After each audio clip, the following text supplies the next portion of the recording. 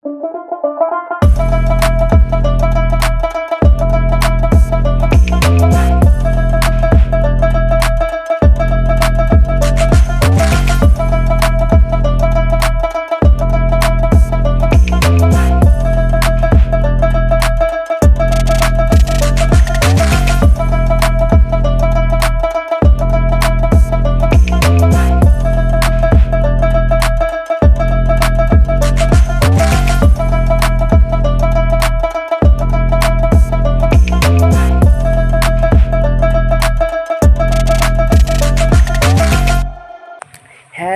YouTube family, কেমন আছো সবাই? আশা করি সবাই ভালো আছো। আর হ্যাঁ, আমরাও ভালো আছি।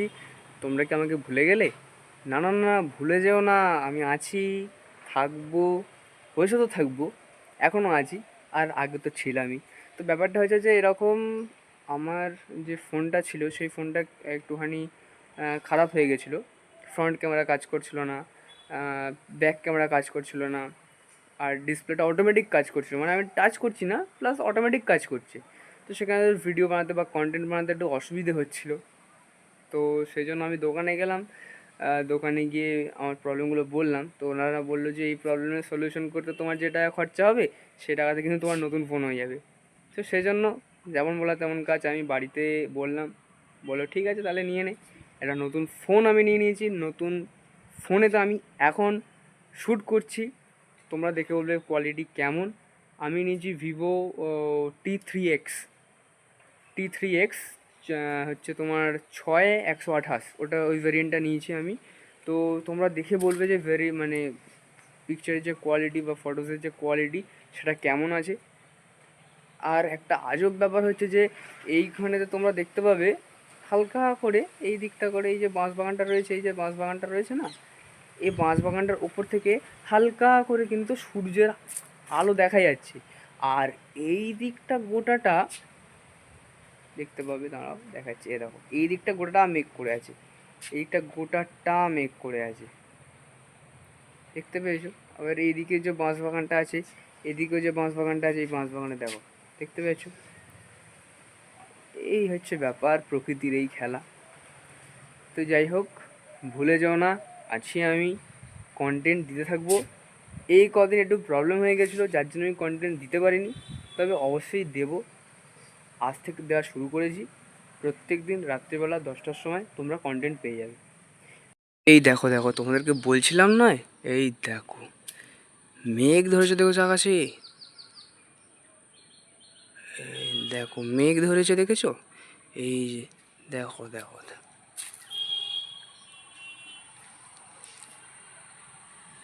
এই দেখো মেঘ ধরেছে, দেখেছো? আর ওই দিকে তো আবার সূর্য দেখা যাচ্ছিলো একটুখানি আগে। আমি যখন ফ্রন্ট ক্যামেরাতে ভিডিও করছিলাম তখন আমাদের ওখানে সূর্য দেখা যাচ্ছিলো, কিন্তু এখন ব্যাক ক্যামেরা করেছি, এখন আমার সূর্যটা নেই। আবার এই দিকটায় দেখো, আবার এই দিকটাতে তুমি দেখো,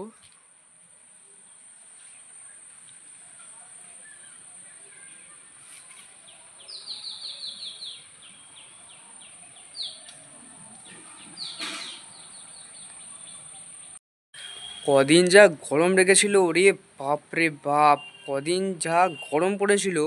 টানা বৃষ্টি হওয়ার পর যে গরমটার কথা বলছি, সেটা যেন 47 ডিগ্রি 46 ডিগ্রি যে টেম্পারেচার পড়েছিল, তার অনুভব করাচ্ছিল একদম। উফ, আজকে এই যে মেঘটা ধরেছে, আমার যে কি আনন্দ হচ্ছে। কতদিন মানে এই 3-4 দিন আগেই বৃষ্টি হলো, কিন্তু এখন এমন গরম যেন মনে হচ্ছে কত জন্ম বৃষ্টি হয়নি। উফ, একটু হাঁপ ছেড়ে বাঁচলাম। প্রকৃতিটা এখন একটু ঠান্ডা ঠান্ডা হলে, যে মেঘলা ওয়েদারটা হলো, এই যে ঠান্ডা হাওয়াটা চলছে, একটুখানি ঠান্ডা অনুভূতিটা পাচ্ছি, একটু আরাম হচ্ছে। নাহলে এতক্ষণ ওফ, পায়ের ঘাম মানে মাথার ঘাম আমার নাক দিয়ে গড়াতো, এরম টপ টপ করে নাক দিয়ে গড়াতো। এইখান থেকে ঘাম আসতো আর না এখান দিয়ে গড়াতো। এই 3 দিন তাই হয়েছে আমার। আমি পড়তে গেছি, সাইকেল চালাচ্ছি, ঘাম আমার এইখান দিয়ে এসে এইখান দিয়ে নাক দিয়ে টস টস করে পড়ছে। লোকের ঘাম এইখান দিয়ে ঝরে এইখান দিয়ে এসে পড়ে, আমার এইখান দিয়ে এসে এইখান দিয়ে এসে এইখানে পড়ছে, নাক দিয়ে পড়ছে। তো যাই হোক, সেখান থেকে আজকে একটু রিলিফ পাবো মেবি মনে হচ্ছে, যদি মানে এখন তো সবই সম্ভব। মেঘ ধরবে, আবার মেঘ ছেড়েও যাবে, রোদ্দুর উঠে যাবে, বৃষ্টি আর পড়বে না, সেরকম হলে তো হবে না। যাই হোক, এখন একটু ঠান্ডা হয়ে গেছে, এখন ওয়েদারটা ঠান্ডা আছে, তো জানি না এরপরে কী হবে। দাও তোমাদের একটা জিনিস দেখে আমার ছাদেতে কী রয়েছে, তোমরা এই কেউ কখনো দেখেছো? এটা বলবে। এই দেখো, এটা কী বলো তো? এটা হচ্ছে, এখন বলে দেবো?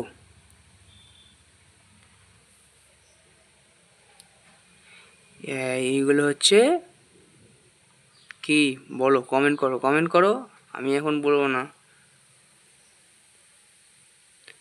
বলো, কমেন্ট করো, কমেন্ট করো। যারা জানো না তাদের জন্য আমি বলে দিচ্ছি, এগুলো হচ্ছে পাথরকুচি, পাথরকুচি গাছের পাতা।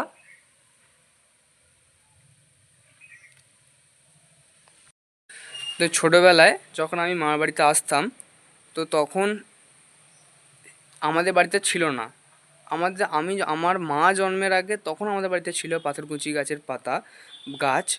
তো সেটা অনেক দিন আগে বিলুপ্ত হয়ে গেছে, মানে আমাদের আমাদের বাড়ি থেকে বিলুপ্ত হয়ে গেছে, আমাদের বাড়িতে আর নেই। আর আমাদের যে এলাকা রয়েছে, পাড়াটা রয়েছে, সেই পাড়া থেকেও বিলুপ্ত হয়ে গেছে, পাড়াতেও আর নেই। তো একটা অন্য জায়গা থেকে আমি যখন এখানে আসি লকডাউনেতে 2019 সালে যখন আমি এখানে আসি, তখন একটা পাড়াতে আমার মায়ের চোখ পড়ে যে এরকম পাথরকুচি পাতা রয়েছে, গাছ রয়েছে। সেটা কোন পাড়া এখন আমার ঠিক মনে পড়ছে না, তবে আমাদের এই এরিয়ার মধ্যে নয়, অনেকটা দূরে, বোধহয় প্রসাদপুর বা এরকম জায়গাটায় হবে। তো ওখানতে মা একটা কিছু কাজ করতে গেছিলো, তো তখন দেখেছিলো যে এরকম পাতা রয়েছে। তো সেই থেকে একটা পাতা মা এনেছিল আমার জন্য, একটা পাতা এনেছিল, সেটাকে আমি বইয়ের ভেতরেতে রেখে দিয়েছিলাম। আর এই যে তোমরা অনেকেই হয়তো জানবে, আবার অনেকেই জানবে না পাথরকুচি সম্পর্কে। তো এই যে গাছের যে পাতার যে ফাঁকগুলো রয়েছে না, এই যে ফাঁকগুলো, এই ফাঁকগুলো থেকে কলা বেরোয়। বইয়ের পাতার মধ্যে রেখে দিলে ওর মধ্যে থেকে কলা বেরোয়। আর ওই কলাওয়ালা যে পাতা, সেটা মাটির মধ্যে হালকা করে বিছিয়ে দিলে আর তার উপরেতে মাটি দিয়ে দিলে সেখান থেকে কিন্তু এই রকম ঘন তোমার হয়ে যাবে, এই যে এরকম ঘন, এই যে তোমার এরকম ঘন গাছ হয়ে যাবে। এই যে আমি যেমন এক টব ভর্তি করে করেছি, এক টব ভর্তি করে করেছি, দেখতে পাচ্ছ? তো এটা অ্যাকচুয়ালি আমার মাটিতে ছিল, মাটিতে, নিচে নিচে মাটিতে ছিল।